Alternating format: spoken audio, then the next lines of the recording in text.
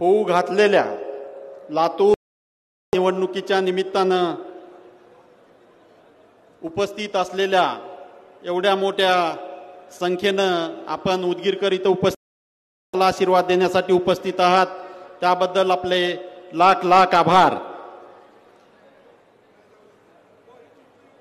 या जाहीर सभेच्या निमित्तानं व्यासपीठावर उपस्थित असलेले आदरणीय आपल्या सर्वांच्या लाडक्या आई विलासरावजी देशमुख, या निमित्तानं व्यासपीठावर उपस्थित असलेले लातूर ग्रामीणचे लाडके आमदार आदरणीय धीरज भैया, आपल्या अहमदपूर मतदारसंघातील माजी आमदार माजी राज्यमंत्री आदरणीय विनायकरावजी, लातूर ग्रामीणचे माजी आमदार त्र्यंबक नाना भिसे साहेब,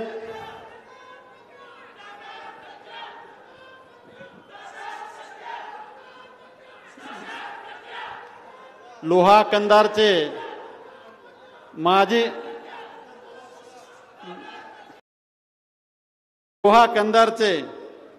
माजी आमदार ईश्वर अण्णा भोशीकरजी, येथे उपस्थित असलेले अशोक पाटील निलंगेकरजी, बसवराज पाटील नागराळकरजी, आपल्या आदरणीय दीपशिखाताई धीरज देशमुखजी, दीपकजी सूळ, संतोषजी देशमुख, विक्रांतजी गोजमगुंडे, व्यासपीठावर उपस्थित असलेले रवीजी काळे, कल्याण पाटील आणि सर्व उषाताई कांबळे, विद्याताई पाटील आणि सर्व मान्यवर, मला माफ करा सगळ्याची नावं घेत नाहीये, आणि समोर उपस्थित असलेले सर्व उदगीर परिसरातील ज्येष्ठ नागरिक, मतदार बंधू भगिनींनो आणि पत्रकार बंधूंनो, या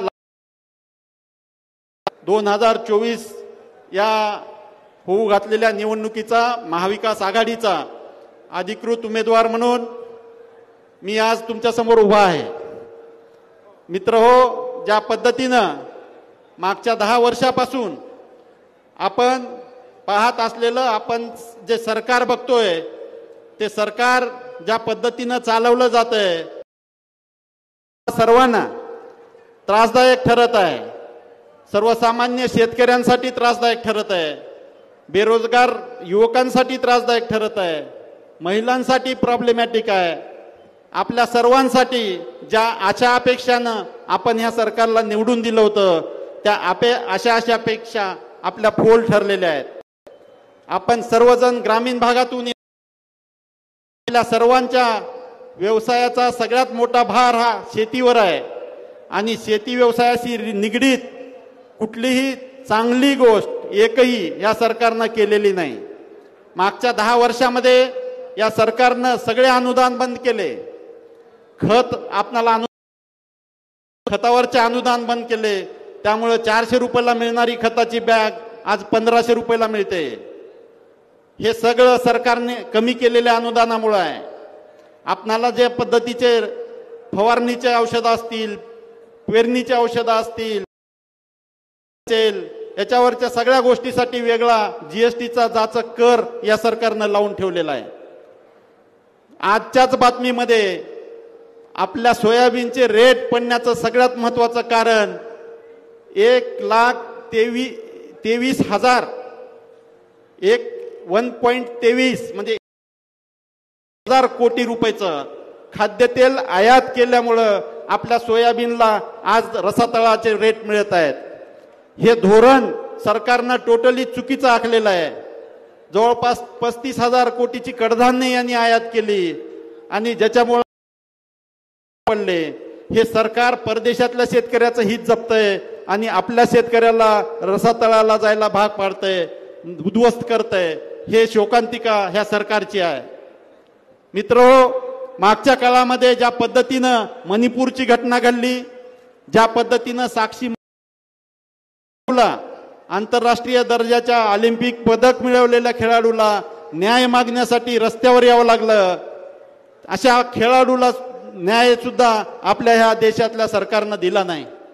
याच सरकारचे नेते यांचं शोषण करण्यामध्ये मग्न आहेत, तर त्यांना न्याय दिला जात नाही. ही खूप मोठी शोकांतिका आता सध्या आपल्याला बघायला मिळते. शेतकऱ्याचं आंदोलन 300 दिवस चालू असताना सरकारला साधं भेट घेण्याची सुद्धा तसदी घ्यावी वाटली नाही.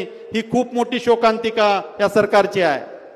आपणाला वांगचूक लडाख मधल्या ज्याच्यावर आपला 3 इडियट सारखा पिक्चर निघाला, एवढ्या विद्वान माणसाला 3 आठवडे न्याय मागण्यासाठी भूक आंदोलन करावं लागतं, तरी सुद्धा माणसं भेटायला सुद्धा जात नाहीत, सरकार चर्चेसाठी सुद्धा जात नाही. ही मोठी शोकांतिका आहे. आपणाला आता हे बदलायचं आहे. आपणाला महिलांच्या न्यायासाठी लढायचं आहे. आपणाला लातूर आणि लातूर परिसरातील डेव्हलपमेंटसाठी लढायचं आहे. आपल्या सुशिक्षित बेरोजगारांसाठी लढायचं आहे. सुशिक्षित बेरोजगारांना तर प्रचंड प्रमाणात मनस्ताप सध्या होतोय.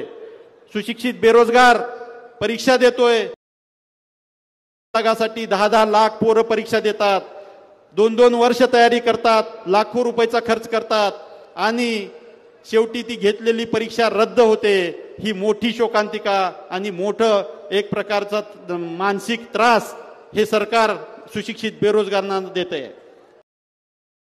गांधीजींनी जो मॅनिफेस्टो जी जाहीरनामा प्रसिद्ध केलेला आहे, त्याच्यामध्ये गोरगरीब महिलांना, गरीब कुटुंबातील महिलांना वर्षाला 1 लाख रुपये देण्याचं अभिवचन त्याच्यामध्ये दिलेलं आहे. सुशिक्षित बेरोजगारांना 1 वर्षाच्या कामाची 1 लाख कामाची गॅरंटी या नवीन इंडिया आघाडीच्या जाहीरनाम्यामध्ये देण्यात आलेली आहे. आपणाला हुकुमशाही सरकार, जे सध्याचं हुकुमशाही पद्धतीनं वागणारं सरकार आहे, हे बदलावं लागणार आहे. ज्या पद्धतीनं केजरीवाल सारख्या ऐन लोकसभेच्या इलेक्शनच्या दरम्यान अटक केली गेली, अशा वाईट प्रवृत्तीला आपल्याला हाणून पाडणं गरजेचं आहे. आजच्या कंडिशनमध्ये हे सरकार ज्या पद्धतीनं संविधान बदलायची भाषा करतं, त्या पद्धतीला आपल्याला विरोध करायची गरज आहे. आपल्याला जो संविधानाच्या माध्यमातून अधिकार दिलेला आहे, तो वापरण्याची वेळ आता आलेली आहे. आपल्या आदरणीय बाबासाहेब आंबेडकरांनी आपल्याला मतदानाचा जो अधिकार दिला आहे, तो तुम्ही जरूर ह्यावेळेस विचारपूर्वक वापरा. मतदानाच्या अधिकारामध्ये सरकार उलथून टाकण्याची ताकद आहे. ज्या पद्धतीनं ही ताकद तुमच्या बोटामध्ये मिळालेली आहे, तिचा वापर जर आपण योग्य पद्धतीनं केला तर नक्कीच आपण या सरकारला धडा शिकवू शकतो. मला सांगायचं आहे की या मागच्या काळामध्ये जे उमेदवार तुम्ही निवडून दिले, ते उमेदवार मागच्या 5 वर्षामध्ये किती वेळा उदगीरला आले, त्यांनी उदगीरचे किती प्रश्न मांडले, त्यांनी उदगीर परिसरातील कुठल्या प्रश्नाला न्याय दिला, त्यांनी प्रश्न सोडवले, या गोष्टीचा विचार करा मित्रांनो. मी तुम्हाला या निमित्तानं शब्द देतो की या पुढच्या काळामध्ये आपले आशीर्वाद माझ्या पाठीशी खंबीरपणे उभे राहिले तर नक्की प्रश्न सोडवण्यासाठी उदगीरला मी नक्की भेट देईन, एवढा शब्द या निमित्तानं मी तुम्हाला देऊ इच्छितो. मित्रो, येत्या 7 तारखेला आपल्या मतदारसंघातलं मतदान आहे. येत्या 7 तारखेला आपण महाविकास आघाडीच्या सर्व आपल्या आपसातील मतभेद विसरून एकजुटीनं काम करू. छत्रपती शिवाजी महाराजांचा, ऐकू येत नाही, छत्रपती शिवाजी महाराजांचा, बाबासाहेब आंबेडकरांचा, बाबासाहेब आंबेडकरांचा. आजच्या आपल्या ह्या विराट सभेला संबोधित करताना छाती अभिमानानं भरून येते. उदगीर या नगरीमध्ये अलीकडच्या काळामध्ये अनेक चर्चा, अनेक तर्कवितर्क लावले जात होते. आजच्या ह्या सभेनं आणि आमच्या समाज बांधवांना, समाज माध्यमांना माझी विनंती आहे की आपल्या कॅमेऱ्याच्या माध्यमातून ही विराट गर्दी, की ज्यांच्यासाठी इथं आलेली आहे ती काँग्रेस पक्षाची आंधी प्रियंका गांधी आपल्याला इथं संबोधित करणार आहेत. ज्यांच्यामध्ये आम्हाला इंदिराजींची छवी दिसते, ज्यांच्या सोनियाजींचं संयम दिसतं, त्यांच्यासाठी आज आपण इथं ऐकायला, त्यांचे विचार ऐकायला आज इथे एकत्रित झालेले आहोत. व्यासपीठावर आपले उमेदवार डॉक्टर शिवाजी काळगे यांचं आपण भाषण ऐकलं. लोकसभेचा उमेदवार कसा असावा, लोकसभेच्या उमेदवाराचे विचार कसे असावे, आपल्या लातूरचा लोकसभेचा प्रतिनिधी, आपला प्रतिनिधी दिल्लीमध्ये जाईल तो कसा असावा, तर तो फक्त डॉक्टर शिवाजी काळगेंसारखा असावा. कारण की लातूरमध्ये सध्या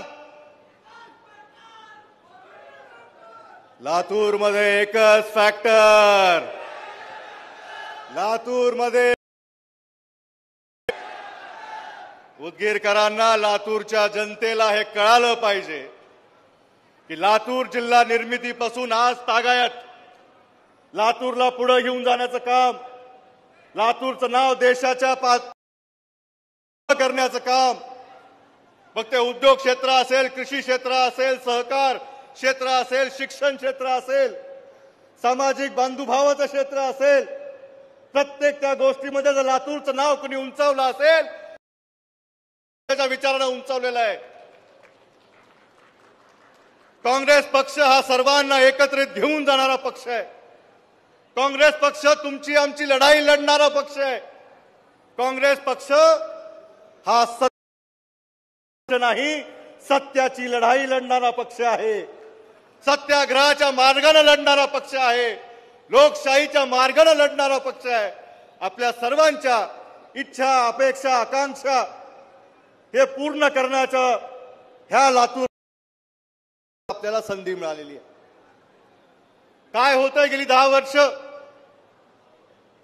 14 मध्ये आले, आश्वासनं दिली, 15 लाख खात्यावर जमा होतील, 2 कोटी रोजगार निर्माण करू, गॅसचे भाव कमी करू, पेट्रोलचे भाव कमी करू, अनेक असे आश्वासन. ती आश्वासन नव्हती, तुम्हाला फसवलं, सर्रास खोटं बोललं आणि परत रेकॉर्ड येऊन म्हणतात. जेव्हा त्यांना काही पत्रकारांनी, तेव्हा पत्रकारांमध्ये धाडस असायचं, पत्रकारितेमध्ये धाडस जेव्हा असायचं, तुम्ही हे सगळं निवडणुकीमध्ये सांगितलात, ह्याचं काय झालं, जनता विचारते. ते म्हणले हे जुमलेत, हे असं बोलावं लागतं, निवडणुका जिंकण्यासाठी असं काहीतरी लोकांमध्ये भ्रमनिर्वास करावा लागतो. पण त्यावेळेस लोकांनी सांगितलं की निवडणूक लढायला तर भारतीय जनता पार्टी आली, निवडणूक जिंकून कोण गेलं, तर भारतीय जुमला पार्टी. लढले भारतीय जनता पार्टीच्या नावाने, मतं मागितले भारतीय जनता पार्टीच्या नावाने, पण जिंकून गेले जुमलेबाज. 2019 त्यांनी त्यांचं राज्य केलं. पेट्रोलच्या काय, बेरोजगारीचा टप्पा काय, शेतीमालाला भाव नाही, ह्या सगळ्या गोष्टी तुम्हाला माहिती आहेत. परत 19 मध्ये आले. परत आपण जेव्हा त्यांना प्रश्न विचारला की तुम्ही जी आश्वासनं दिली होती ती आश्वासनं तुम्ही कधी पूर्ण करणार आहात, कधी आमचे अच्छे दिन येणार आहेत, पण ते म्हणले आता देश संकटात आहे, आपल्या देशावर हल्ला होऊ शकतो, देशाचे नागरिक म्हणून, देशासाठी म्हणून तुम्ही मतदान केलं पाहिजे. परत देश भुलला, त्यांच्या भूल थापाला परत एकदा देश बळी पडला. देशवासियांनी त्यावेळी तिथं उभी केली. आपल्या भागातून त्यांचे खासदार निवडून गेले. जे 14 ते 19 प्रोडक्ट होतं ते त्यांनी परत माघार घेतली होती, नवीन प्रोडक्ट आपल्याला दिलं. आणि 19 ते 24 जे प्रोडक्ट आपल्या भागामध्ये फिरतंय ते इथून जास्त लांबचं नाहीये. काय केलं त्यांनी 5 वर्ष परत त्यांना आता संधी दिली पक्षाने. 5 वर्षामध्ये लातूर जिल्ह्याच्या कोणत्या प्रश्नावर आपण ठामपणे उभे राहिलात, लातूर जिल्ह्यातल्या कोणत्या अशा प्रश्नावर, पाणी प्रश्नावर कधी तुम्ही विचार केलात, शेतकऱ्यांना त्याबद्दल काही बोललात. लातूर नंतर उदगीर ही सगळ्यात मोठी बाजारपेठ आहे. त्या बाजारपेठेमध्ये शेतकऱ्यांचे काय हाल होतात किंवा त्यांच्या मालाला भाव मिळत नाही त्याच्या प्रश्न उपस्थित केलात. पंजाबच्या बॉर्डरवर जे शेतकरी आंदोलन करतायत, कधी संसदेमध्ये तुम्ही तुमच्या कृषी मंत्र्याला प्रश्न केले? आमच्या तरुण बेरोजगार जे इथं बांधू भगिनी आहेत त्यांच्या रोजगारासाठी कुठला कारखाना इथं आणला? उदगीरच्या दूध भट्टीबद्दल काही तुम्ही बोललात? उदगीरचं गोवंश सेंटर जे आता बाजूला गेलंय त्याच्याबद्दल काही प्रत्येक गोष्टीमध्ये उदगीरकरांची भ्रमनिरास झालेली आहे. खासदार काही बोलत नाहीत, आपण निवडून दिलेले आमदार काही बोलत नाहीत, इथले बाकीचे लोक काही बोलत नाहीत. जय श्रीराम तुम्ही म्हणता, पण माझा तुम्हाला सवाल आहे, जपनान परामाला आपला बंद करा. जय श्रीरामचं नाव असं वापरू नका, जाती जातीचं राजकारण करू नका. लोकांच्या विकासाचं बोला, लोकांच्या पोटापाण्याचं बोला, पोरांच्या नोकऱ्यांचं बोला, शिक्षणाचं बोला, महिलांच्या सुरक्षेचं बोला. ह्या सगळ्या गोष्टीवर तुमची का बोलत नाही? अनेक असे प्रश्न आहेत.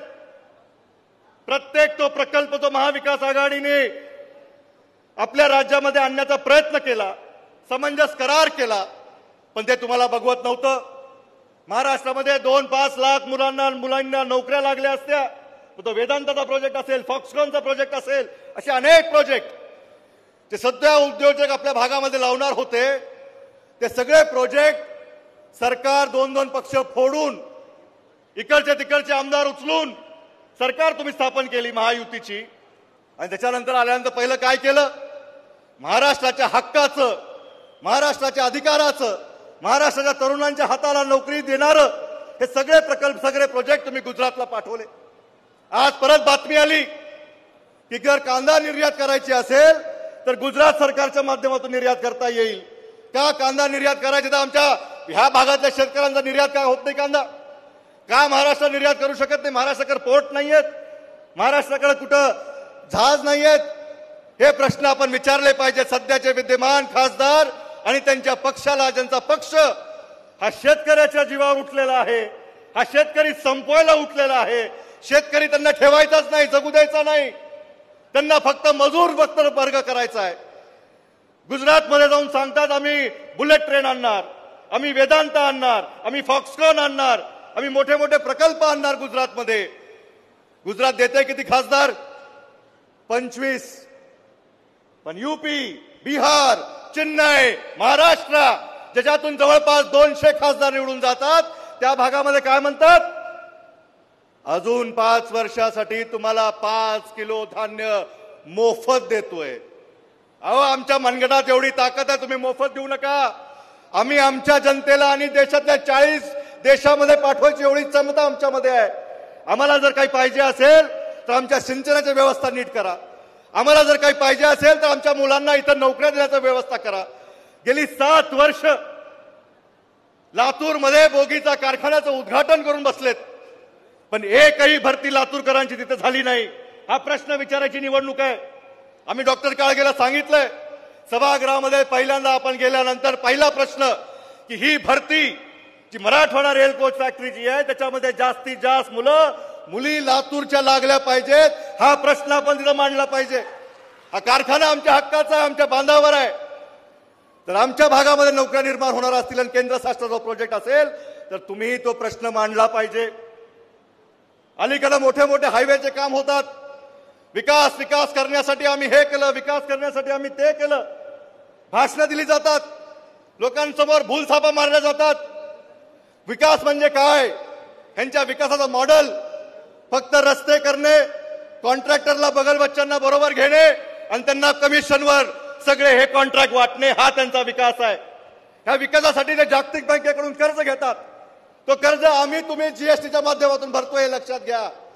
तुमच्या खिशावर जी कात्री आज पडते त्या जीएसटीच्या माध्यमातून हे जागतिक बँकेचं कर्ज घेतात आणि हे सगळं कर्ज घेऊन यांच्या कॉन्ट्रॅक्टर मित्रांना देतात आणि आपल्याकडून वसुली करतात.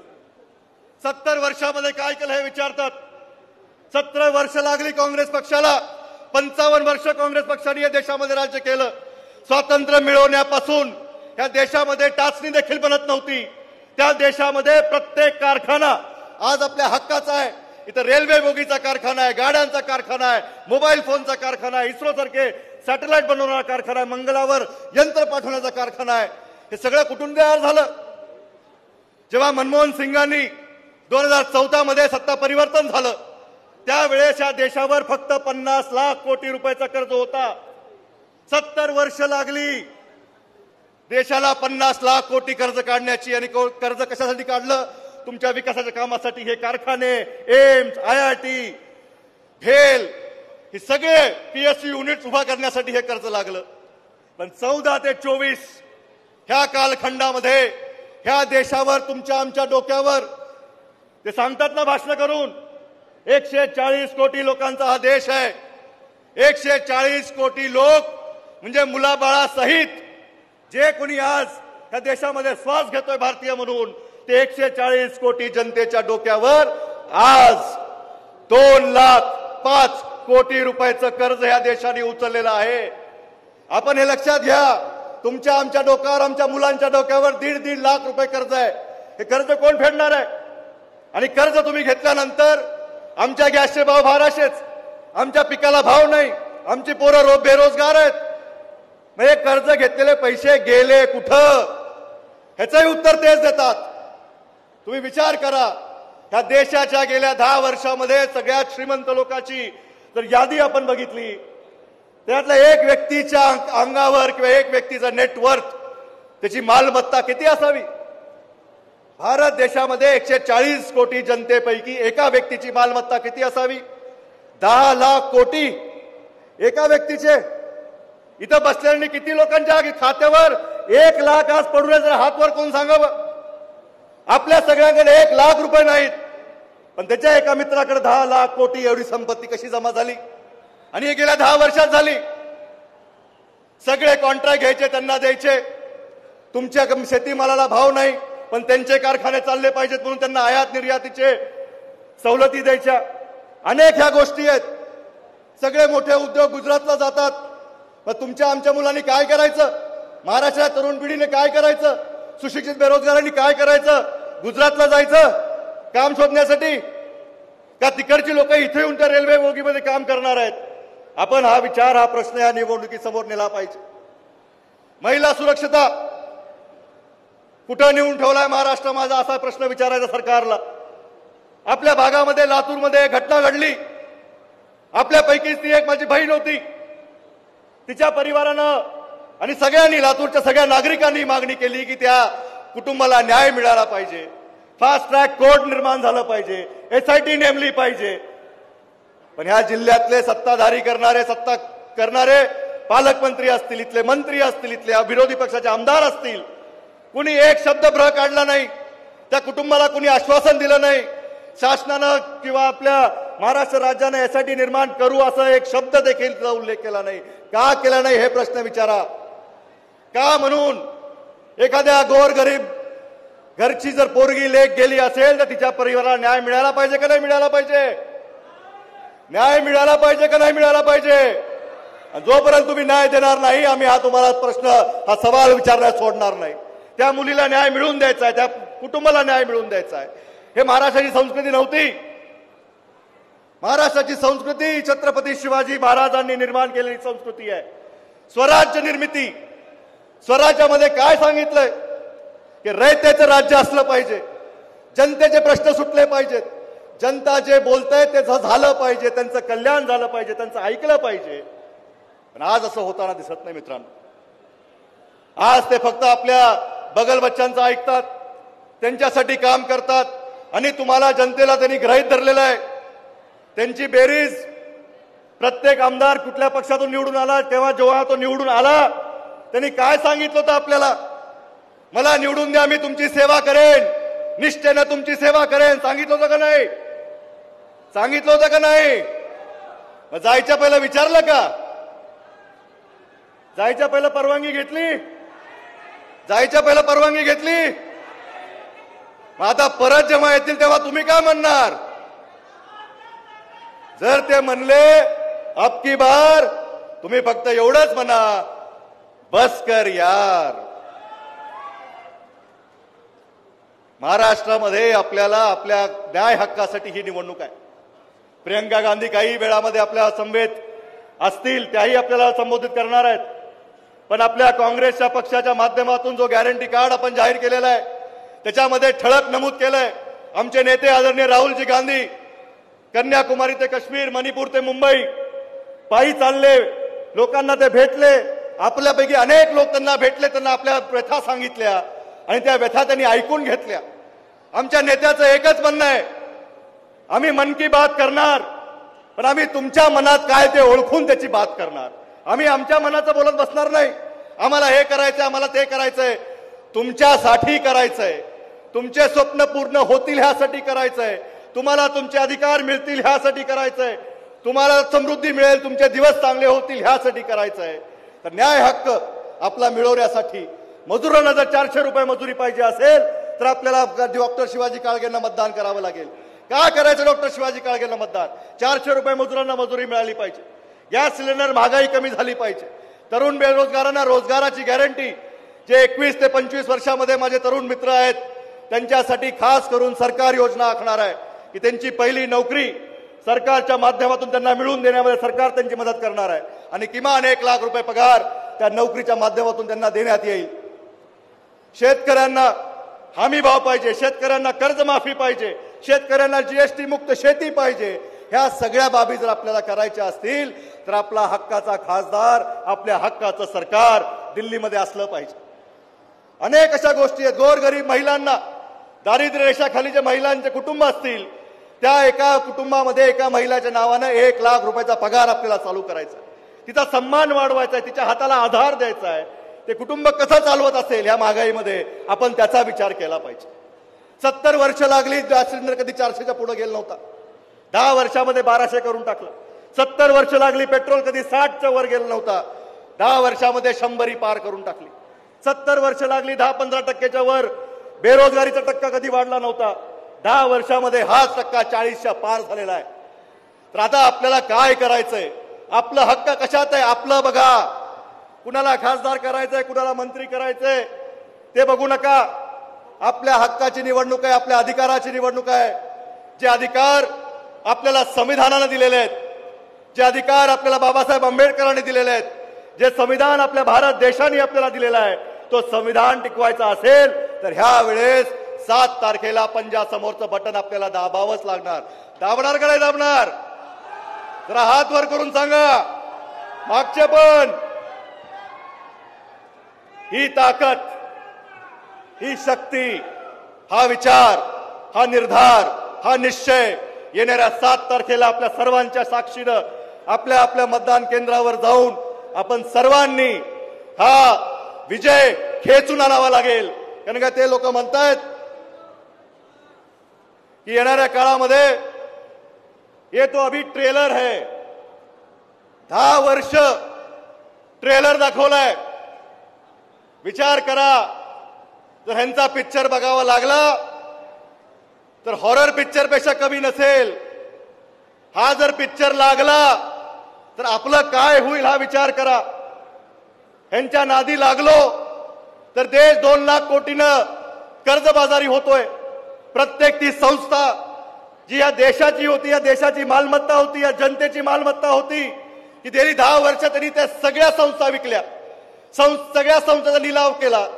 प्रत्येक गोष्टीमध्ये मोठे मोठे प्रोजेक्ट करायचे, लाख 2-2 लाख कोटीचा कर्ज काढायचा आणि त्याच्यावर परत रस्ता करायचा, बुलेट ट्रेन करायचं, पण त्याचं तिकीट आपल्याकडूनच काढायचं, त्याच्यावर टोल आपल्याकडूनच घ्यायचा. कुणी समृद्धी महामार्गावर गेले का? इकडून समृद्धी महामार्गावर किती रुपयाचा टोल आहे? 5000. विचार करा, किती? 500. प्रत्येकाकडून 500-1000 रुपयाचा टोल ते वसूल करत असतील तर हे 1 लाख रुपये तुमच्या विकासाचे कसे? एकीकडे विकास सांगायचा, कॉन्ट्रॅक्टरचे खिशे भरायचे आणि तुमच्या आमच्याकडून गोरगरीब जनतेकडून वसूल करायचे. सोयाबीनची किंमत 10 वर्षापूर्वी देखील 4000 होती. 2014चा ही बाजार समिती किंवा बाजारपेठेमध्ये आपण जाऊन विचारलं, पुढे आहेत का आमचे बाजार समितीचे? पुढे 10 वर्षापूर्वी 2014ला 4000, आजही 4000च आहे. पण विचार करा, लागवडीचा खर्च किती पट वाढला. ते म्हणले होते दाम दुप्पट करू, पण लागवडीचा खर्च दुप्पट झाला. डीएपी खत 400चं असायचं, 1200चं केलं आणि त्याच्यावर म्हणतात आम्ही तुम्हाला सबसिडी देतोय. सबसिडी शेतकऱ्याला देत नाहीयेत. सबसिडी तुमच्या नावानं त्या उद्योगपत्याला देताय, ज्याची ती बॅग आहे. त्या बॅगवर लिहून येतंय की आम्ही तुमच्या नावानं त्यांच्या खात्यावर जमा करतोय. सांगायचं तुमचं आहे, तुमच्या पदरात पडू द्यायचं नाही. माझा सरकारला सवाल आहे, 8-8 महिने गोरगरिबांच्या पगारी होत नाहीत, तर ह्यासाठी कधी कर्ज काढलेलं ऐकलंय का आपण? की सरकारनं गरिबांच्या पगारी वेळेत व्हाव्या म्हणून 10-20 हजार कोटीचं कर्ज काढलं, लोकांची पगार केली. शेतकरी जेव्हा पीक विमा मागायला जातो, कधी आपण ऐकलंय का सरकारने 5-10 हजार कोटीचं कर्ज काढलं पण विम्याची रक्कम शेतकऱ्याच्या खात्यावर जमा केली? कधी ऐकलंय का? शेतकऱ्याच्या मालाला भाव मिळत नसेल तर सरकारने 2-3 हजार 10 हजार कोटीचं कर्ज काढलंय पण हमी भावामध्ये खरेदी केलंय? कधीच आपण हे ऐकणार नाही. पण आपण काय ऐकतो की काही जे उद्योजक कारखाने लावून बसलेले आहेत त्यांची सोय व्हावी म्हणून शेतकरी आज जर कमी भावामध्ये आपला माल विकायला, स्वाभिमानानं माल विकायला बाजारामध्ये येत नसेल तर 1-1 लाख कोटीचा माल आयात केला जातो. दुसऱ्या देशातून 1 लाख कोटी आपल्या देशातले तुमचे आमचे पैसे हे बाहेरच्या देशात पाठवायला लागलेत. कुणाचा विकास करायचा आहे ह्यांना? मतं तुमची घ्यायची आहेत पण देशाचा विकास तिकडचा करायचा आहे. मतं तुमची घ्यायची आहेत, कारखाने गुजरातला पाठवायचे. मतं तुमची घ्यायची आहेत, बेरोजगार तुम्हालाच करायचं आहे. मतं तुमची घ्यायची आहेत, खिशावर कात्री तुमच्याच मारायची आहे. आता तरी जागे व्हा. जागे झालात का नाही? जोश कायम ठेवा. अवघ्या काही मिनिटांमध्ये आपल्या प्रियंका गांधी आदरणीय नेत्या आपल्या समवेत असणार आहेत. त्यांना उदगीरची ताकद कळाली पाहिजे, त्यांना उदगीरचा विचार कळाला पाहिजे. उदगीरकरांनो, तुम्ही जे ठरवलंय की 7 तारखेला तुम्ही काय करणार आहात, अपने हाथ से इस बार 7 तारीख को बटन दबाओ, बटन दबाओ, बटन दबाओ. या माध्यमांना कळू द्या की हे उदगीर आहे पिल्लू. ह्याच जोशाने आपल्याला पुढच्या आपल्या नेत्यांचं स्वागत करायचंय. अनेक प्रश्न आहेत, अनेक गोष्टी आहेत. स्थानिक राजकारणावर मी आज जास्त काही बोलणार नाही, तुम्हाला सगळं माहिती आहे. 400 पार 400 पार 400 पार 400 खुर्च्या भरायला घाम आला होता का नाही? खुर्च्या भरता येत नव्हत्या आणि म्हणतायत 400 पार. खासदारात प्रचारात फिरतायत, 400 कार्यकर्ते मागे नाही आहेत, कुणी नाही त्यांच्या मागे. बरोबर आहे, त्यांच्यासाठी एकच गाणं आठवतंय. त्यांचा प्रचार बघितल्यानंतर एकच आठवतंय, अकेला हूं यारो, ना घर है ना ठिकाना, यूं ही चलते जाना है, यूं ही चलते जाना है. आता चलते चलते परत ते एकटेच आहेत, त्यांना एकट्याने कडकडन हवंय. कुठे हा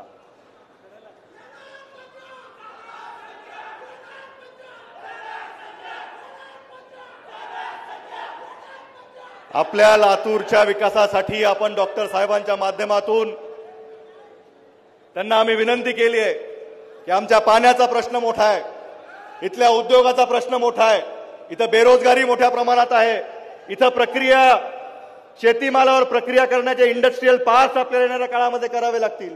ते उद्योग आपल्याला इथं आणावे लागतील, त्यासाठी पाणी कमी लागणार आहे. ते स्वतः डॉक्टर आहेत.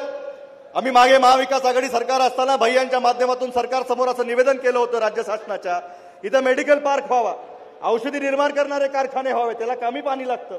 तर डॉक्टर तुम्ही आहात, तुम्हाला याच्यामध्ये जास्त अभ्यास असेल, माहिती असेल. तुमच्या माध्यमातून मराठवाड्यासाठी एखादं एम्स, IIT येणाऱ्या काळामध्ये आपल्याला आणायचं. आम्ही सर्व तुमच्या मागे उभे राहणार आहोत. ही उदगीरची जनता, लातूरची जनता तुम्हाला मोठं करून, जसं आपल्या काळामध्ये, जसं काँग्रेसच्या काळामध्ये जो इतिहास काँग्रेसचा आहे, जे सभागृह आदरणीय शिवराज पाटील चाकूरकरांनी गाजवलं, त्या सभागृहाचं अध्यक्षपद, तो मान लातूरला मिळाला. आदरणीय सोनियाजी गांधींनी लातूरला या देशाचं गृहमंत्रीपदाचा मान दिला. त्या सभागृहामध्ये डॉक्टर शिवाजी काळगे आपण जाणार आहात. तर शिवराज पाटील चाकूरकर साहेबांना साजेसं असं काम आपलं असलं पाहिजे. आपले नेते आदरणीय विलासराव देशमुख साहेबांना साजेसं आपलं काम असलं पाहिजे. येणाऱ्या काळामध्ये उदगीर असेल, लातूर असेल, निलंगा असेल, लोहा कंधार असेल, अहमदपूर चाकूर असेल, लातूर ग्रामीण असेल, रेणापूर असेल, ह्या सगळ्यांना एकत्र ठेवून प्रत्येकाच्या तालुक्याची मागणी, प्रत्येकाच्या तालुक्यामध्ये आपली बैठक, प्रत्येक तालुक्यामध्ये आपला संपर्क. कारण की अपेक्षा फार आहे डॉक्टर साहेब. गेली 10 वर्ष या लोकांना खासदार काय होता, खासदार काय करू शकतो, खासदार कसा असावा याचा विसर पडलाय. सर्व उच्च सभागृहामध्ये गेलेला आपला सदस्य त्याचं काम कसं असलं पाहिजे, आपल्या देशाच्या सगळ्या योजना आपल्या भागामध्ये कसं असलं पाहिजे. साहेबांचं ब्रीद वाक्य असायचं, जे जे नवं ते लातूरला हवं. आता लातूरला नवा खासदार हवाय का नाही?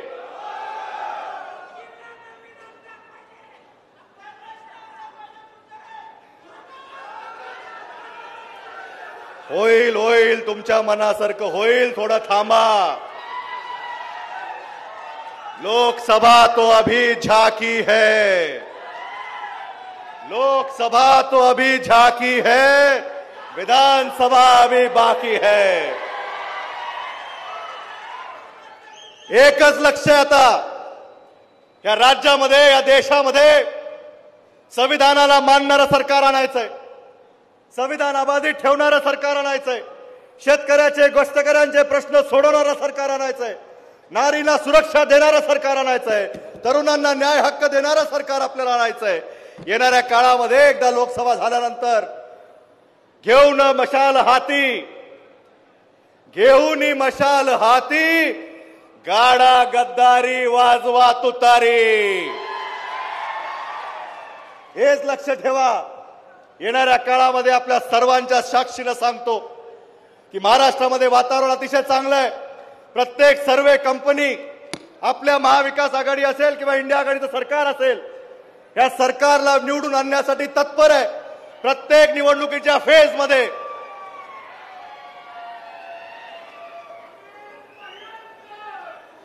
सर्वांनी मोठ्या टाळ्याच्या गजरामध्ये आपल्या नेत्या प्रियंका गांधी या व्यासपीठावर येत आहेत. सर्वांनी जोरात त्यांचं स्वागत करावं.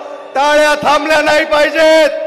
उदगीरची ताकद, उदगीरचा जल्लोष, लातूरचा जल्लोष हा प्रियंकाजी गांधी यांच्या स्वागत करण्यासाठी आपल्या नेत्या, मैं उदगीर शहर में लातूर की ओर से प्रियंका जी गांधी आपका लाख लाख स्वागत करता हूं. जो जनता आप में इंदिरा जी की छवि देखती है, सोनिया जी की छवि देखती है, राजीव जी का विचार देखती है, ये जनता आपकी स्वागत करने के लिए उत्सुक है. मैं फिर से तहे दिल से आपका स्वागत करता हूं. परत एकदा सर्वांनी जोरदार टाळ्या वाजवाव्या. जय हिंद, जय महाराष्ट्र.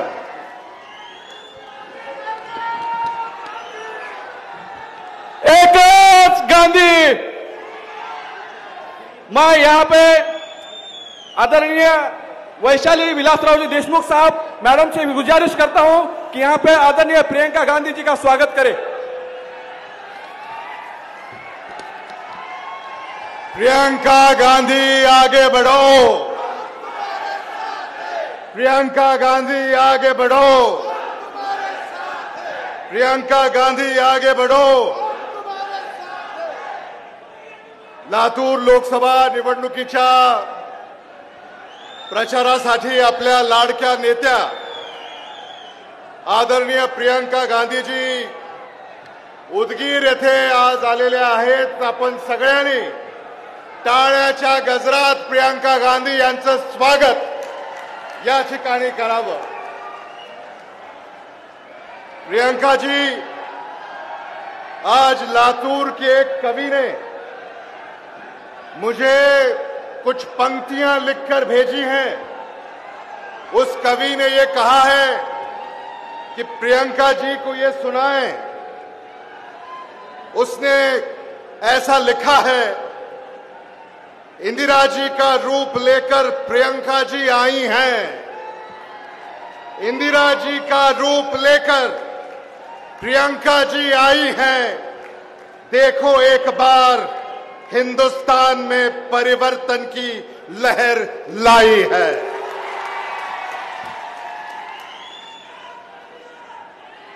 भारत देशाच्या या निवडणुकीमध्ये आज प्रियंका गांधीजी आपल्यामध्ये उपस्थित झालेल्या आहेत. मी त्यांना एवढंच सांगू इच्छितो, you came, you saw and you conquered. आपण आला, आपण पाहिलं आणि आपण जिंकलं. आपले नेते आदरणीय राहुल गांधीजी यांनी काँग्रेस गॅरंटी कार्ड आपल्यापर्यंत आपली सही करून दिलेली आहे.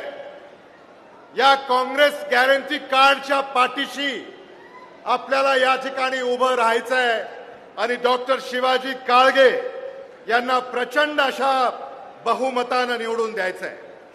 मराठवाड्यातला शेतकरी अडचणीत आहे, महिला अडचणीत आहे. मराठवाड्यातल्या हजारो शेतकऱ्यांनी आत्महत्या केल्या. शेतीमालाला भाव नाही आहे, हमी भाव नाही आहे. भारत सरकार कडधान्य हे परदेशातनं आयात करतंय. अनेक देशातनं कडधान्य आयात केलं म्हणून आज इथं कडधान्य उत्पादक शेतकरी अडचणीत आलेला आहे. हे देखील मला मुद्दामून या ठिकाणी सांगायचं आहे. मला विशेष करून या ठिकाणी हा मुद्दा इथं उपस्थित करायचा आहे. प्रियंकाजी, महाराष्ट्रामध्ये महायुती सरकार यांचा भ्रष्टाचार एवढा थोपावलेला है. आप जानती हैं कि कर्नाटक में 40% सरकार, ऐसा करप्शन कर्नाटक की सरकार ने भाजपा की किया था, लेकिन महाराष्ट्र की भाजपा की सरकार उससे आगे 2 कदम चली गई है और महाराष्ट्र की भाजपा की सरकार ये 60% सरकार, ऐसा अगर मैं कहूं तो वो गलत नहीं होगा. अशा भ्रष्टाचारी सरकारला आपल्याला पाय उतार करायचा आहे. हे देखील मला मुद्दामून या ठिकाणी आपल्याला सांगायचं आहे. प्रियंका जी, लातूर की हमारी एक बेटी भाग्यश्री सूर्यकांत सुड़े, जिसका पुणे में बेरहमी से कत्ल हो गया कुछ दिनों पहले, और उसके इंसाफ की लड़ाई हम सारे लड़ रहे हैं.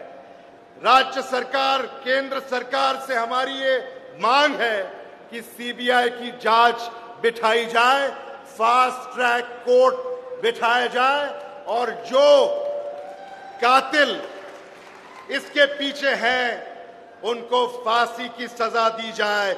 ऐसी लातूर की जनता की मांग है, मैं आपके सामने यहां पर रखना चाहता हूं. मैं डॉक्टर शिवाजी काळगे जो हमारे उम्मीदवार हैं, उनके पीछे हम सबको यहां खड़ा रहना है और लातूर लोकसभा की इस सीट पर डॉक्टर शिवाजी काळगे इनको वोट देकर भारी बहुमत से जिताना है. न जात पर न पात पर, न जात पर न पात पर, आदरणीय सोनिया गांधी की बात पर बटन दबाना हाथ पर. धन्यवाद. जय हिंद, जय महाराष्ट्र. और मैं प्रियंका गांधी जी को गुजारिश करूंगा कि वो अपनी बात यहां पर रखें.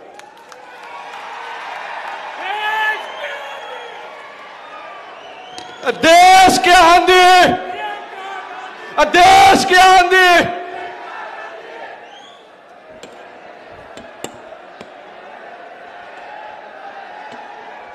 बहुत देर से इंतजार कर रहे हैं. मेरी बहनें सब बैठी हैं काफी समय से. गर्मी भी बहुत है. आप सबको बहुत बहुत धन्यवाद. मैं बहुत आभारी हूं कि आप यहां इतने समय से मेरा इंतजार कर रहे हैं.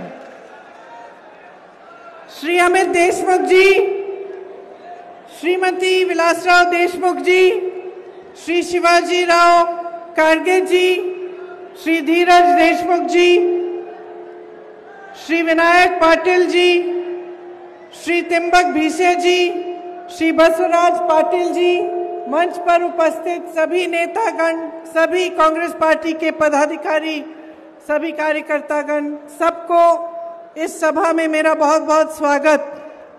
राम राम लातूरकर.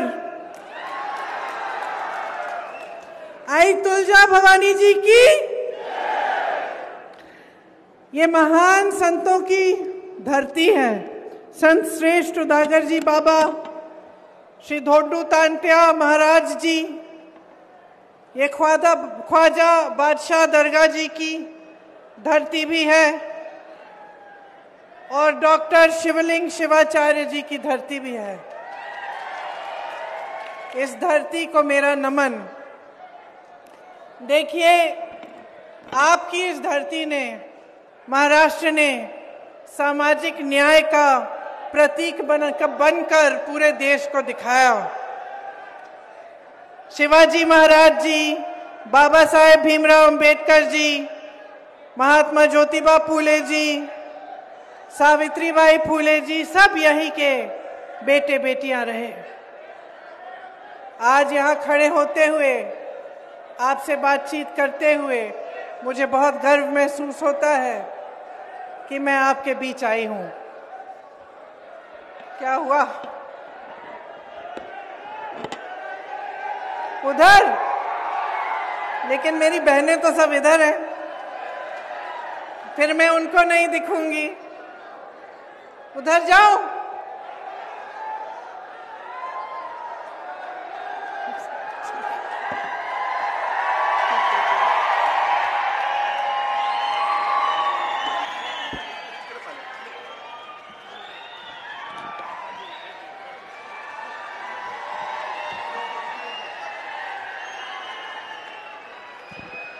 आपकी धरती ने दो मुख्यमंत्री दिए। स्वतंत्रता आंदोलन में आप सबने, आपके पूर्वजों ने भाग लिया। यहाँ पे कांग्रेस ने बहुत विकास करवाया। आप सब जानते हैं कि जो बड़ी फैक्ट्रियां बनी, जो यहाँ पे बना, उस सब का आधार कांग्रेस ने ही एक समय में डाला। लेकिन आज आपके सामने मैं चुनाव के मौके पे आई हूं और आपको कुछ गंभीर बातें आपसे करना चाहती हूं। मैं चाहती हूं कि आप गहराई से समझिए कि आज आप कहां खड़े हैं और हमारा देश कहां खड़ा है। आज देश में सबसे ज्यादा बेरोजगारी है। 45 सालों में इतनी बेरोजगारी नहीं रही जितनी आज है। 70 करोड़ लोग, नौजवान बेरोजगार हैं और इस बीच केंद्र में 30 लाख पद खाली पड़े हैं, जो पिछले 10 सालों से नरेंद्र मोदी जी की सरकार ने भरे नहीं हैं। आप अपने जीवन में बहुत सारी समस्याओं का सामना कर रहे हैं। आपके जीवन में तरक्की नहीं आई। पिछले 10 सालों में मुश्किलें बढ़ी हैं, समस्याएं बढ़ी हैं। सिर्फ बेरोजगारी नहीं, महंगाई हद से ज्यादा बढ़ गई है। मेरी बहनें वहां बैठी हैं, दिख रही हूं मैं। देखिए, सारा समाज का बोझ आप उठाती हो। आज आप यहां बैठी हो, घर जाओगी, खाना पकाना पड़ेगा, बच्चों की देखभाल करनी पड़ेगी। सुबह उठ के अगर आपकी नौकरी है, आप नौकरी करने जाएंगी। खेती है तो खेती में भी आप मदद करेंगी। और जब जब समाज में संकट आता है, परिवार में संकट आता है, तो सबसे पहले आप त्याग करती हैं। अगर पैसे कम होते हैं घर में, तो जो आपका बचा होता है उससे आप कुछ न कुछ खरीद लेती हैं बच्चों के लिए। अगर कोई बीमार पड़ता है और इलाज करना पड़ता है, तो अगर आपके पास कुछ आपने बचा के रखा है, आप उसको देती हैं।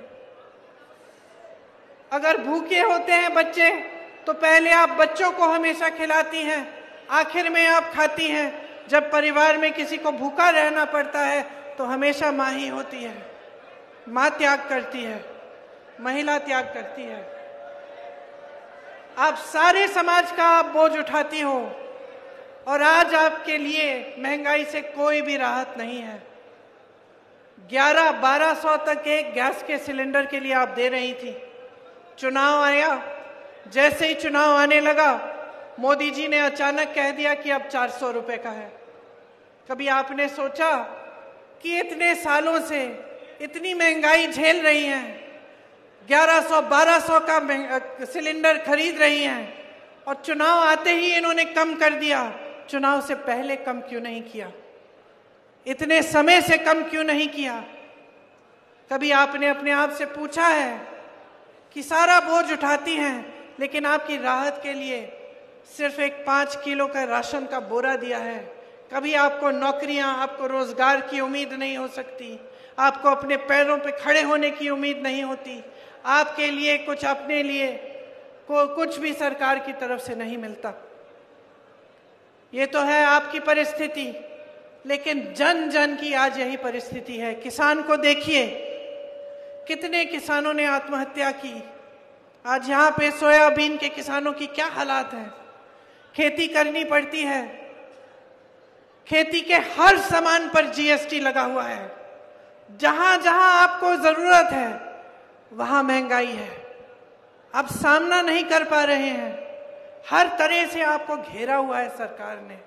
चाहे आप मजदूरी कर रहे हो तो ठीक मजदूरी भी नहीं मिलती, कम मजदूरी मिलती है, शोषण होता है, चाहे दलितों को का शोषण हो रहा है या अत्याचार हो रहे हैं उन पे, और सरकार आंख मूंदे हुए है। तो परिस्थितियां जो हैं आपकी मुश्किल हैं, आप संकट में हैं। लेकिन उसी समय अगर आप टीवी को चालू करेंगे, आप अपने फोन पे किसी मीडिया को देखेंगे, तो आपको क्या दिखता है? आपको यही दिखता है कि सब कुछ अच्छा है, देश आगे बढ़ रहा है तेजी से। कभी मोदी जी अफ्रीका में दिख रहे हैं, कभी अमेरिका में दिख रहे हैं, कभी जापान में दिख रहे हैं, कभी यूरोप में दिख रहे हैं, कभी सबको यहां पे बुलाया हुआ है उन्होंने बड़ी कॉन्फ्रेंस के लिए। भाजपा के सारे मंत्री, सारे नेता आपको रोज रोज बताते हैं कि मोदी जी से बड़ा नेता इस दुनिया में ही नहीं है, कि हर अलग अलग देशों के प्रधानमंत्री, अलग अलग देशों के राष्ट्रपति मोदी जी की ओर देख रहे हैं कि मोदी जी चाहें तो ऐसे चुटकी बजाकर दुनिया के सारे जंगों को बंद करा सकते हैं। सुना है ना, ये आपने सुना है? तो मैं आपसे पूछना चाहती हूं, ये हमारे प्रधानमंत्री, देश का सबसे बड़ा पद इनका, दुनिया भर की सत्ता इनकी, इनके सारे मंत्री सुबह से शाम तक कहते हैं कि कितने महान हैं, चुटकी भर में जंग बंद कर देंगे, चुटकी भर में ये कर देंगे, वो कर देंगे। 10 साल से इनका राज रहा है, क्या बंद किया है आपके लिए? सोचा है आपने क्या बंद किया है? इन्होंने रोजगार बंद किए हैं, रोजगार बनाए नहीं है, घटाए हैं इन्होंने। सोचा है कि आपके लिए क्या किया है? चुटकी बजा के क्या किया है आपके लिए? रोजगार पैदा किए? नहीं। महंगाई को कम किया? आपके जीवन में तरक्की आई? मेरी बहनों के लिए कुछ किया? जहां जहां कांग्रेस की सरकार है, आज मेरी बहनों को सरकार पैसा दे रही है ताकि उनकी बचत हो। कर्नाटका में 2000 रुपए हर गरीब परिवार की महिला को मिल रहा है, आज हर महीने मिल रहा है। मोदी जी की 10 सालों के राज में क्या मिला? क्या मिला? हर जगह जाके कहते हैं 5 किलो राशन दिया है, 5 किलो राशन दिया है, अच्छा किया है, कम से कम ये तो दिया। लेकिन आपको क्या लगता है कि आपके नौजवान बच्चे, जिनको मेहनत से आपने पढ़ाया लिखाया, खेती करके, मजदूरी करके, आज जितना भी गरीब हो परिवार, वो ये चाहता है कि उसका बेटा, उसकी बेटी शिक्षित हो, उन्हें रोजगार मिले, इसलिए सब मेहनत करते हैं।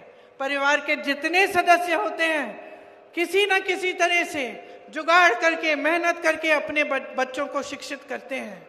मैं एक महिला को जानती हूँ यूपी में, चुपचाप से फॉल साड़ी के फॉल सिल के 100 रुपए के लिए सिल के उसने इकट्ठे किए पैसे ताकि उसकी बेटी पढ़ लिख सके। तो सारे परिवार चाहे कितने भी गरीब हों, यही चाहते हैं कि बच्चे शिक्षित हों। और आज परिस्थितियां ये हैं कि बच्चों को आप शिक्षित कर रहे हैं और आपकी सरकार आपको कह रही है कि लो 5 किलो राशन में खुश हो जाओ, यही तुम्हारा भविष्य है। क्या इस 5 किलो राशन से आपके बच्चों का भविष्य बनेगा? क्या वो अपने पैरों पे कभी खड़े हो सकेंगे? तो नरेंद्र मोदी जी को ये गलतफहमी कैसे हो गई कि यही काफी है, कि यही करने की जरूरत है और कुछ करने की जरूरत ही नहीं है आपके लिए? ये परिस्थितियां कैसी बनी इस देश में कि जो जो आप खरीदने जाते हैं वो महंगा हो गया है। सोना 73,000 का, चांदी 90,000, मिट्टी का तेल, पेट्रोल, डीजल हद से ज्यादा। सब्जी खरीदने जाती हैं मेरी बहनें, क्या मिलता है? आधी चीजें छोड़ के चली आती हैं। त्योहार होता है, बच्चों के लिए नए कपड़े, फीस भरनी पड़ती है, कोई बीमार पड़ता है, पता ही नहीं कि कैसे सामना करेंगे। ये तोहफा दिया है आपको 10 सालों में मोदी जी की इस महान सरकार ने, और आप चुप हैं। आप कह रहे हैं कि काफी है। बताइए, बताइए, काफी है? काफी नहीं है। क्या चाहते हैं आप अपनी सरकार से? क्या चाहते हैं? रोजगार चाहते हैं? जोर से बोलिए, रोजगार चाहते हैं? महंगाई को कम करना चाहते हैं? महिलाओं के लिए स्कीम्स चाहते हैं? किसानों के लिए राहत चाहते हैं? नरेंद्र मोदी जी की सरकार ने 16 लाख करोड़ रुपए अपने बड़े बड़े खरबपति दोस्तों के माफ किए हैं। 16 लाख करोड़ रुपए उनके कर्ज माफ। इस देश के किसान के लिए क्या माफ किया है? इस देश के किसान पे जीएसटी थोपी है। इस देश के किसान के लिए 1 रुपया माफ नहीं किया। जब इस देश के किसान आंदोलन कर रहे थे दिल्ली में, जब 600 किसान शहीद हुए, नरेंद्र मोदी जी अपने घर से बाहर नहीं निकले उनसे बात करने के लिए। जब इनके मंत्री ने किसानों को पहियों के तले कुचल दिया, अपने जीप के पहियों के तले, तब मोदी जी ने पूछा तक नहीं इनको। ये है इनकी हमदर्दी आपके प्रति। और चुनाव आता है तो सारी नौटंकी, सारा नाटक शुरू। आपके सामने बड़े बड़े वादे, 2 करोड़ रोजगार, 15 लाख आपके खातों में कहाँ है? मैं आपसे पूछना चाहती हूँ, किसके खाते में आए ये 15 लाख? मैं तो ये सवाल आपसे पिछले चुनाव में कर रही थी। पिछले चुनाव में हमने आपसे पूछा कि भाई कहाँ है वो 15 लाख, कहाँ है वो 2 करोड़ रोजगार? आप चुप थे। आपके सामने ये लोग आए, धर्म की बात कर ली, जाति की बात कर ली, जज्बातों को उभार दिया, बहकी बहकी बातें कर ली, और आपने फिर से अपना वोट इनको दे दिया। अब मैं आपसे पूछना चाहती हूं, 10 साल हो गए, आपकी क्या सच्चाई है? आपकी सच्चाई आज ये है कि आपके जीवन में तरक्की नहीं आई। आपकी सच्चाई ये है कि आप कितना भी पढ़ाओ लिखाओ, कितनी भी मेहनत करो, पूरा नहीं हो रहा है, आपके बच्चों को रोजगार नहीं मिल रहा है। आपकी सच्चाई ये है कि जब महिलाओं के साथ अत्याचार होता है तो मोदी जी और उनकी सरकार किसको बचाते हैं? महिला को, कि जो अत्याचार कर रहा है उसको। हाथरस को देखिए, उन्नाव को देखिए, मणिपुर में देखिए, अरे हमारी ओलंपिक की मेडलिस्ट को देखिए, मेडल लाई, मोदी जी ने स्वागत किया अपने घर में, चाय पिलाई, फोटो खिंचाई, ये भी लिखवाया अखबारों में कि मोदी जी की सरकार में देखो महिलाएं गोल्ड मेडल लेके आ रही हैं। और जब वही महिलाएं सड़क पर उतरी न्याय मांगने के लिए, जब उन्हीं महिलाओं ने कहा कि हमारे साथ अत्याचार हुआ है, हमें बचाओ, हमें मदद करो, मोदी जी बाहर निकलना। मोदी जी ने उनकी बात भी नहीं सुनी, उनको घर भी नहीं बुलाया, उनसे पूछा भी नहीं कि बेटा तुमने इस देश के लिए इतना किया है, जरा बताओ क्या हुआ, मैं मदद कर सकता हूं। ये है उनकी हमदर्दी आपके लिए। आज ये है आपकी परिस्थिति। तो देखिए, समय आ गया है तय करने का। शायद आपको मेरी बात थोड़ी कठोर लगेगी, शायद आपको लगेगा कि क्या कह रही हूं मैं, लेकिन मैं आपके सामने सच्चाई कह रही हूं। आज जहां हमारा देश है, 10 सालों से जो इस देश में हुआ है, लोकतंत्र को दुर्बल करना, आपने महाराष्ट्र में देखा क्या हुआ। क्या हुआ महाराष्ट्र में? पैसों के बल पर विधायकों को खरीद के आपकी चुनी हुई सरकार को गिराया। आपकी आंखों के सामने हुआ, आप चुप रहे। आपकी आंखों के सामने सारी मीडिया कह रही है कि ऐसा तो मोदी जी ही कर सकते हैं, कि ऐसा तो बीजेपी ही कर सकती है। देखो, खुलेआम नारे लग रहे हैं कि हमने इतने पैसे लिए, इतना ही काफी। और जिन विधायकों को आपने वोट दिया वो दल बदल रहे हैं, पार्टियां टूट तोड़ी जा रही हैं पैसों के बल पे। अपराध है, ये अपराध है बहनों और भाइयों, जो आपकी आंखों के सामने हो रहा है। और इससे बड़ा अपराध कोई अपराध नहीं है जो लोकतंत्र के साथ अपराध है। लोकतंत्र आपको बचाता है, संविधान आपको बचाता है। अगर आजादी की लड़ाई लड़ी आपके पूर्वजों ने, हमारे पूर्वजों ने खून दिया, शहीद हुए बड़े बड़े नेता, किसान शहीद हुए, नौजवान शहीद हुए, उसके लिए किस लिए? आपकी आजादी के लिए, आपके अधिकारों के लिए, एक ऐसा संविधान बनाने के लिए जिससे आपको अपने अधिकार मिले। इसीलिए इस देश में चाहे किसान हो, चाहे जवान हो, चाहे नौजवान महिला हो, चाहे प्रधानमंत्री हो, चाहे मंत्री हो, चाहे सबसे बड़े बिजनेसमैन हो, सबका समान अधिकार है इस देश के संविधान के तहत। भीमजी राव अंबेडकर जी ने यह संविधान दिया हमें, सब लड़े इसके लिए। और आज हमारी आंखों के सामने इसके खिलाफ हर रोज कुछ हो रहा है। इसने आपको बचाया। आज नरेंद्र मोदी जी के मंत्री, उनके सांसद, उनके उम्मीदवार देश भर में घूम के कह रहे हैं कि दे दो हमें 400 सीटें, देखना हम संविधान भी बदल डालेंगे। संविधान क्यों बदलेंगे? किस लिए बदलेंगे? आपके अधिकारों को कमजोर करने के लिए। वो जानते हैं कि ये अधिकार संविधान ने आपको दिए हैं। जब ये बात फैल गई पूरे देश में, मोदी जी को दिखने लगा कि पहले चरण में उनको कम वोट आ रहे हैं, घबरा गए, बौखला गए। फिर आपके सामने हर मीटिंग में कहने लगे कि हम संविधान को नहीं छुएंगे। तो फिर ये कहलवाया क्यों? मैं तो नहीं मानती कि इनकी पार्टी में इनके उम्मीदवार और इनके मंत्री पूरे देश भर में घूम के ये कहेंगे कि हम संविधान को बदल देंगे और नरेंद्र मोदी जी की इजाजत के बिना कहेंगे। लोग तो कहते हैं इनकी इजाजत के बिना पत्ता नहीं हिलता भाजपा में। तो कहलवाया गया है, कहलवाया गया है ताकि ये बात फैले और ये लोग मंच पर खड़े होकर नकारें। प्रधानमंत्री जी बोले नहीं नहीं हम नहीं बदलेंगे, लेकिन जब मौका मिलेगा तो देख लेना, दावे के साथ कह सकती हूं पहले भी इन्होंने किया है कि ये बदल डालेंगे। और बदलेंगे इस तरह कि इस देश का लोकतंत्र कमजोर होगा। यही हर प्रदेश में करने का प्रयास है। महाराष्ट्र में आपने देखा इनकी कैसी सरकार बनी है। आपने कहा 60% की सरकार है, मतलब हर चीज में 60% का घूस, इस तरह से काम करते हैं। जहां जहां इनकी सरकारें हैं भ्रष्टाचार फैला हुआ है। मोदी जी ने कहा कि भ्रष्टाचार को रोकेंगे। कहते हैं कि मैं अकेला भ्रष्टाचार के खिलाफ लड़ रहा हूं, मैं इकलौता इस देश में ईमानदार नेता हूं। अच्छा, तो फिर बताइए मोदी जी ने इलेक्टोरल बॉन्ड्स की स्कीम क्यों निकाली?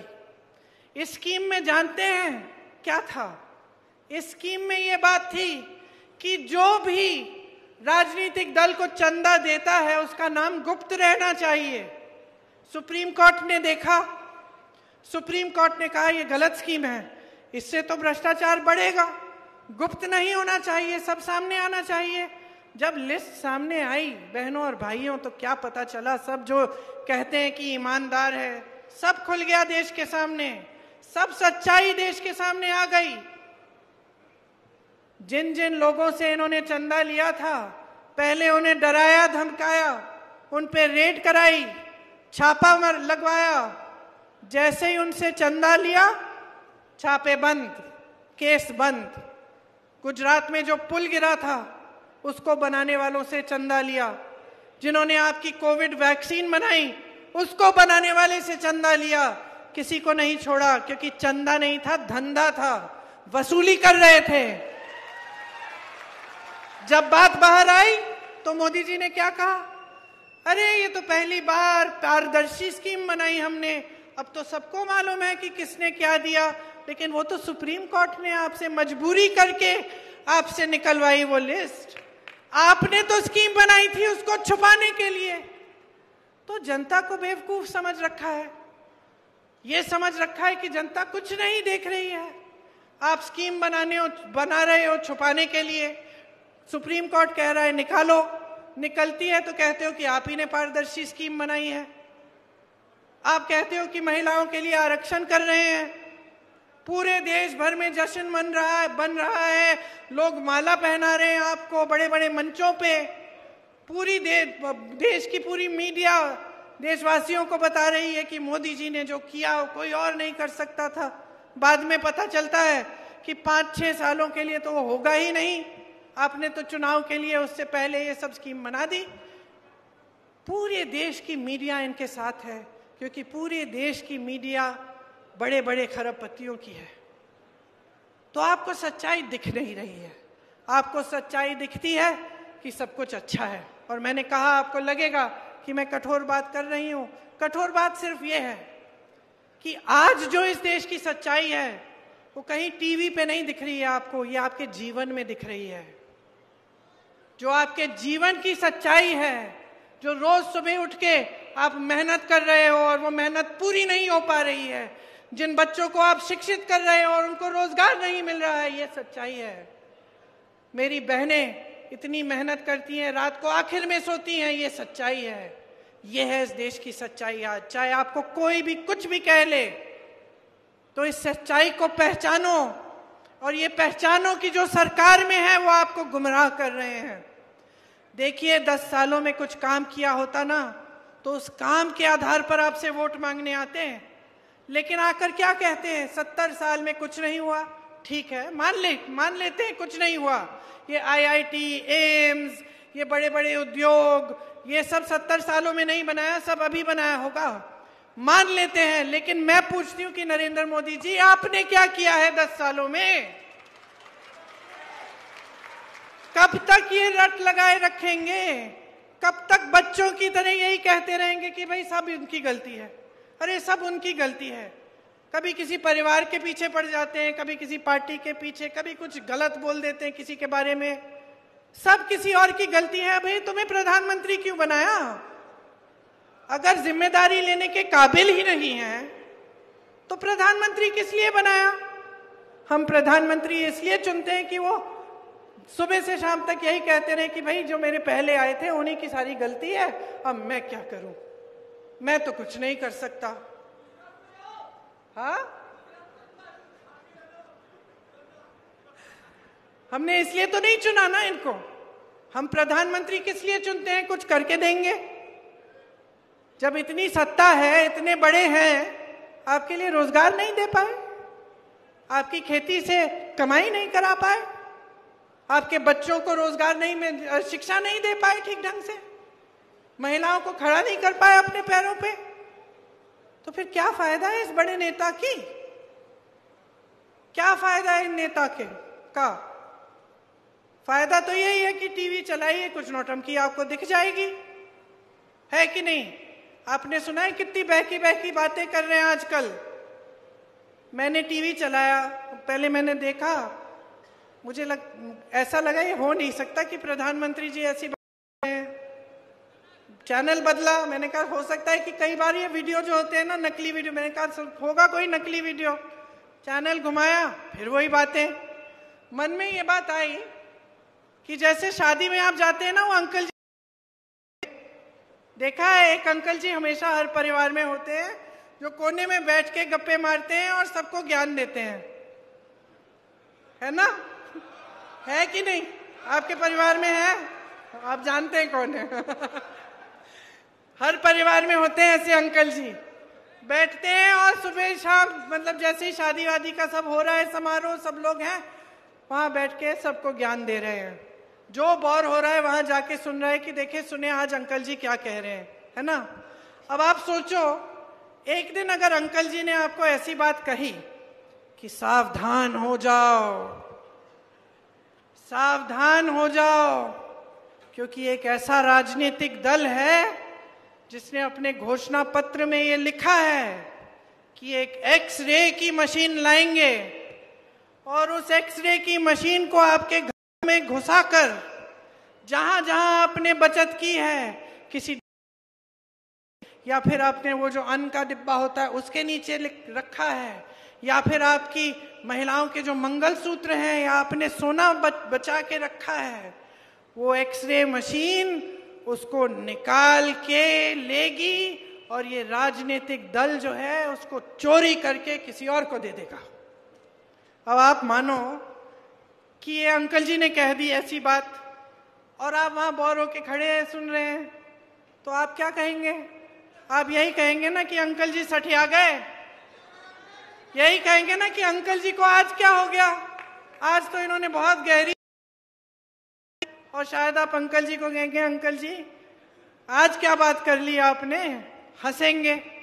अब यही बात इस देश के प्रधानमंत्री भरे मंच पे खड़े होकर अपने पद की गरिमा, अपने पद की गंभीरता को आधार बनाकर आपके सामने रख रहे हैं, यही बात कर रहे हैं ये, तो आपको हंसी क्यों नहीं आ रही है? आप इनकी बातों में उलझ क्यों रहे हैं? आप सोचिए, कभी ऐसी ये स्तर रहा है प्रधानमंत्री का? इस देश के कितने महान प्रधानमंत्री रहे, सिर्फ हाँ 2-3 मेरे परिवार से रहे, पंडित नेहरू जी, इंदिरा जी, राजीव जी, लेकिन वाजपेयी जी भी थे, मनमोहन सिंह जी भी थे। क्या स्तर था उनका, और इन्होंने स्तर इतना गिरा दिया है कि चुनाव के सामने ये कहने के बजाय कि मुझे वोट दीजिए, मैंने 10 सालों में ये काम और ये काम किया है, आपके सामने आकर कहते हैं फिजूल की बातें कि कोई राजनीतिक दल आपके गहने एक्सरे की मशीन से चुराएगा।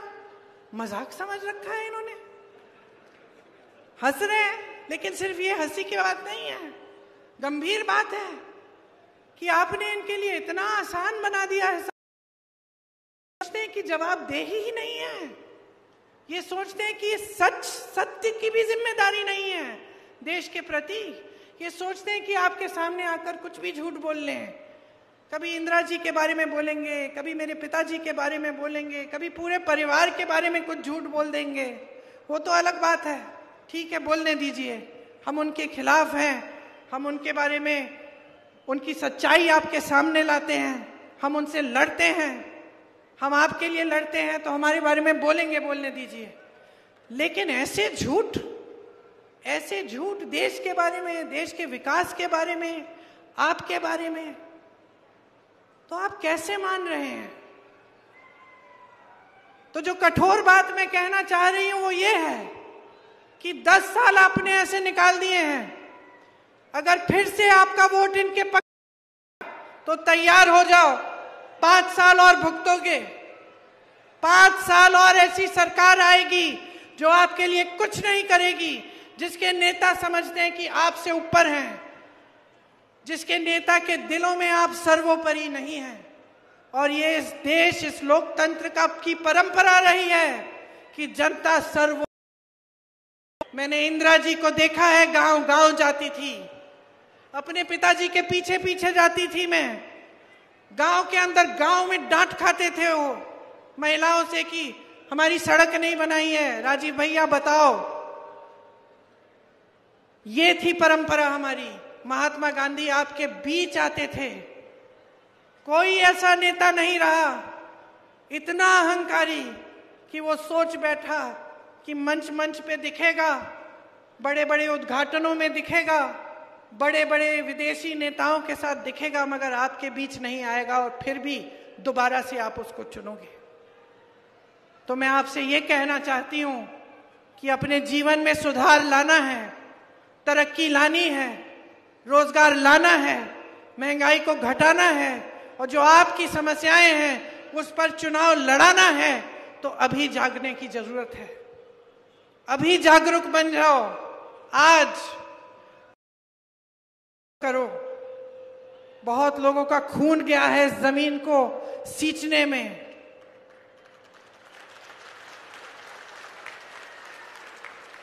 इस देश को आपने बनाया है। आप जब खेती में मेहनत करते हो तो सिर्फ अपने परिवार को नहीं खिलाते हो, पूरे देश को खिलाते हो। आप जब जवान बनते हो, सरहद पे जाते हो तो पूरी देश की रक्षा करते हो। मेरी बहनें, जब आप नई पीढ़ी को, अपने बच्चों की आप परवरिश करती हो तो आप इस देश की नई पीढ़ी को तैयार कर रही हो। ये देश आपका है। ये वोट हल्के में मत लो। इस वोट को गंभीरता से समझो कि आज आपका देश कहां है, किस मोड़ पर आ गया है। कि अगर आप जागो, इस देश को आज बचाने का काम नहीं करोगे तो पता नहीं कहां पहुंच जाएगा। जो आपको दिखाया जा रहा है टीवी पे, इश्तिहारों में, सच नहीं है। सच्चाई आप जी रहे हो। इस सच्चाई को पहचानो। कांग्रेस पार्टी गारंटी लाई है। मैंने कहा बहनों के लिए सालाना 1 लाख रुपए देंगे। हर गरीब परिवार में जो सबसे ज्यादा उम्र की महिला आप बचत कर पाए ताकि आप अपने पैरों पे खड़े हो पाए।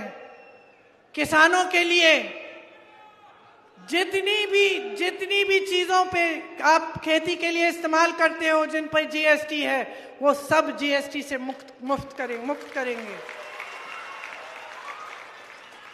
आपको एमएसपी कानूनी स्तर पे मिलेगा। कानून बनाएंगे, एमएसपी आपको मिलेगा ही मिलेगा। और ये जो 16 लाख करोड़ के माफ कर रहे हैं ना, ये ऋण अपने बड़े उद्योगपति इसके बजाय हम जो आपके ऋण हैं उनको माफ करने के लिए एक स्थायी आयोग बनाएंगे, ताकि किसी सरकारी ऑर्डर की जरूरत नहीं होगी। जब आपको ऋण माफी की जरूरत होगी, आप आयोग में जाकर अपने ऋण माफ करा पाएंगे। हम आपको मजबूत करना चाहते हैं, इस देश की खेती को मजबूत करना चाहते हैं। इसके लिए हम खास नीतियां लाएंगे।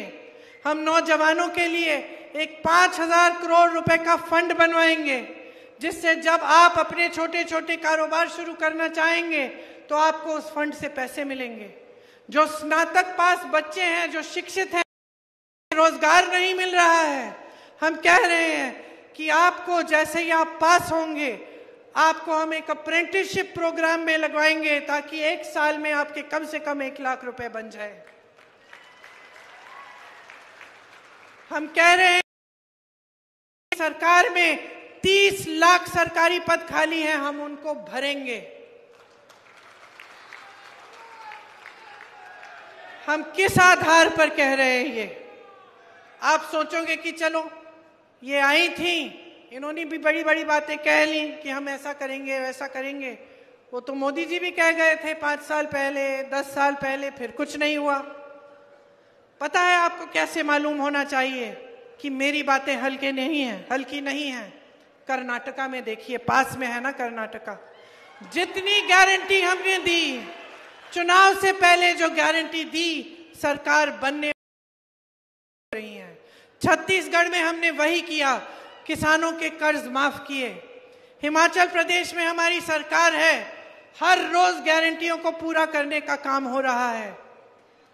तेलंगाना, धन्यवाद, तेलंगाना में भी हमारी सरकार है, तेलंगाना में गारंटी पूरे हो रहे हैं।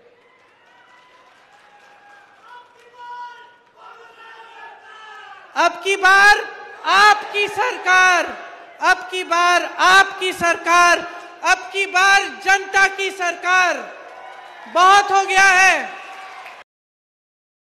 सह लिया आपने।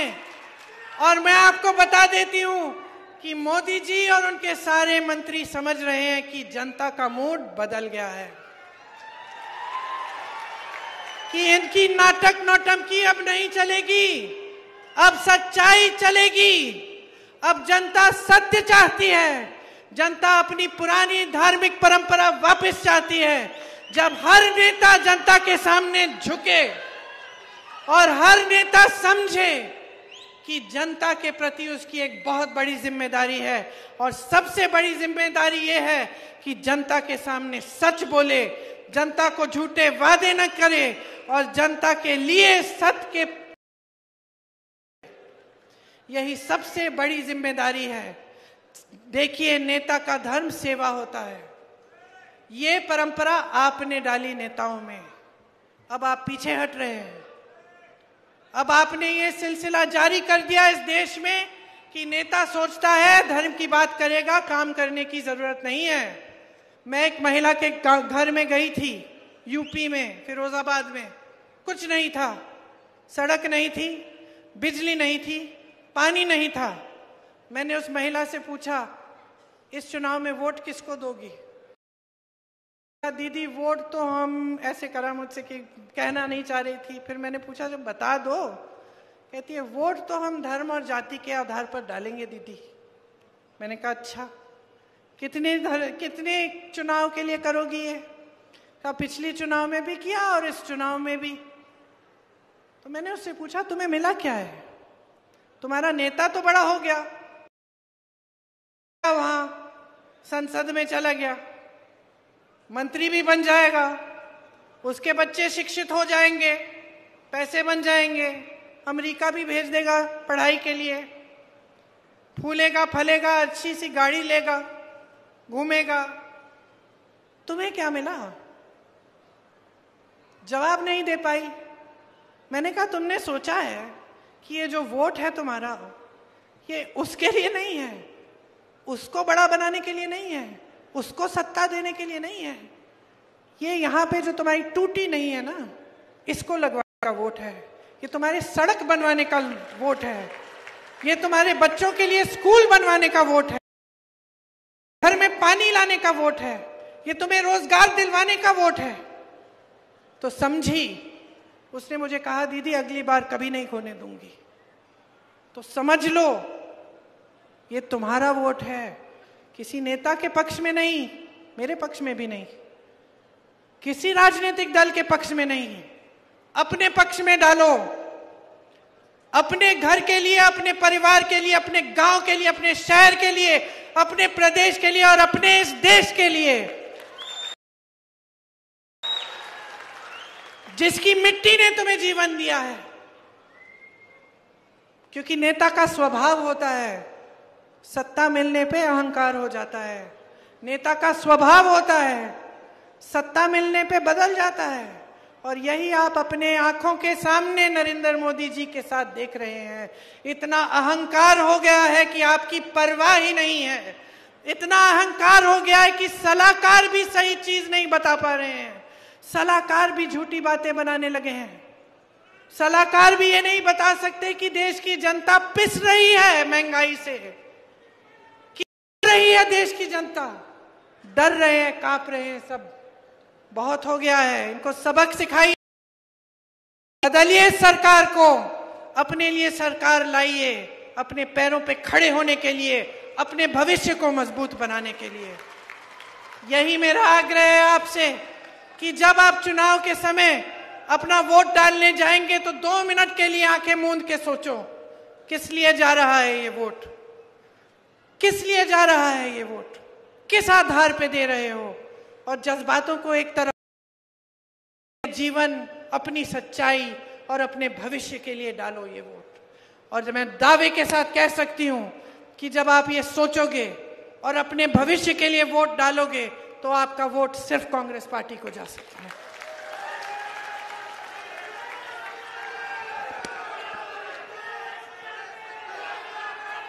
यहाँ के हमारे उम्मीदवार हैं, मैंने आपके बारे में बहुत अच्छी अच्छी चीजें सुनी हैं, आपके लिए समर्पित हैं।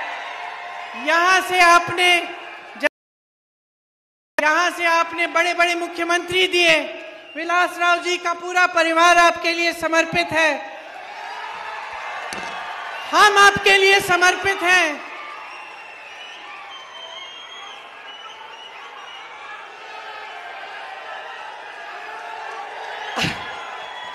एक बार जोर से मेरे साथ बोलिए, जय हिंद, जय हिंद, जय हिंद। बात, जहां जहां मैं जाती हूं नारा लगवाती हूं मैं जय हिंद का, लेकिन सबसे जोर से आपने दिया है। इसका मतलब है आप मेरी बातों को समझे हैं और आप इस देश को बचाने का काम आज से शुरू करेंगे। धन्यवाद।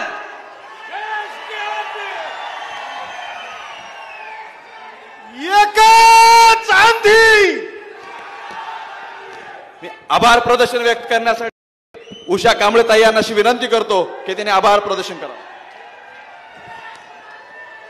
हमारे इस लोकसभा के चुनाव के हमारे देश की नेता, देश की आंधी प्रियंका जी गांधी यहाँ पर उपस्थित रही. ये राह भले हो लंबी, ये राह भले दूभर हो. आभार मानती हूँ, आप सभी को विनती करती हूँ कि इस राह पे चलते चलते हमको गाते जाना है.